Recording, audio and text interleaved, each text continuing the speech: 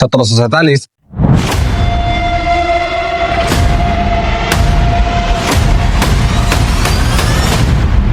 एक ऐसा साल जिसने बिखरे हुए कबीलों को एक राष्ट्र यानी कि नेशन की शक्ल दी।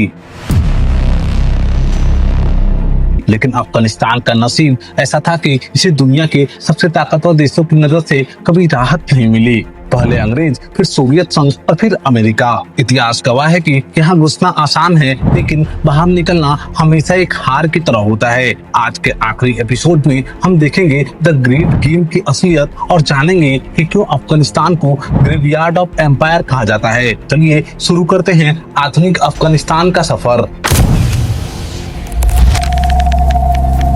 नादिर शाह की मौत के बाद उसके सबसे भरोसेमंद सेनापति अहमद शाह अब्दाली ने कांधार में एक लोया जिरगा यानी कि कबीलाई सभा बुलाई। यहीं से दुरानी साम्राज्य की शुरुआत हुई। अब्दाली को अहमद शाह बाबा कहा जाता था। उसने आज के अफगानिस्तान, पाकिस्तान और उत्तरी पूर्वी ईरान को मिलाकर एक बड़ा मुल्क बनाया। 1761 में मराठाओं और अब्दाली के बीच हुई जंग ने भारत का इतिहास तो बदला ही, साथ ही अफगानिस्तान की सैन्य ताकत का लोहा पूरी दुनिया ने माना। 19वीं सदी में अफगानिस्तान दो चक्की के घाटों के बीच फंस गया। उत्तर से रूस, दक्षिण से ब्रिटिश इंडिया, और इसे कहा गया द ग्रेट गेम। 1839 में अंग्रेजों ने काबुल पर कब्जा तो कर लिया, लेकिन जब वो वापस लौट रहे थे तो 16,000 की सेना में से सिर्फ एक इंसान जिंदा बच पाया। अफगानिस्तान ने ब्रिटिश ईगो को मिट्टी में मिला दिया। लगातार 3 जंगों के बाद 1919 में अमानुल्लाह खान के नेतृत्व में अफगानिस्तान पूरी तरह आजाद हुआ। उन्होंने अफगानिस्तान को आधुनिक बनाने की कोशिश की, जैसे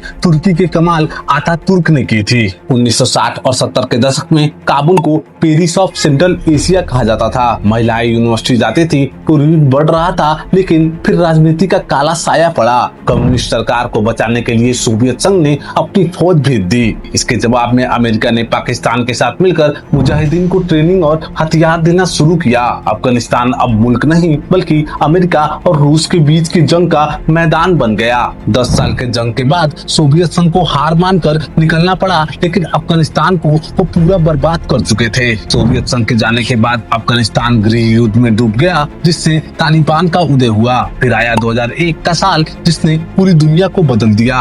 9/11 के बाद अमेरिका अफगानिस्तान आया। 20 साल की जंग, खरबों डॉलर का खर्च और लाखों जाने, लेकिन नतीजा वही रहा तो सदियों पहले अंग्रेजों और भारतीयों के साथ हुआ था। अगस्त 2021 में अमेरिकी फौज की वापसी और फिर तालिबान का सत्ता में आना यह इतिहास के एक चक्र का पूरा होने जैसा है। 700 ईसा पूर्व से लेकर आज तक अफगानिस्तान की कहानी सिर्फ जंग की कहानी नहीं है। यह कहानी इंसानी जिद की है, कबीलाई गौरव की है, और उन पहाड़ों की तो कभी किसी के सामने नहीं झुके।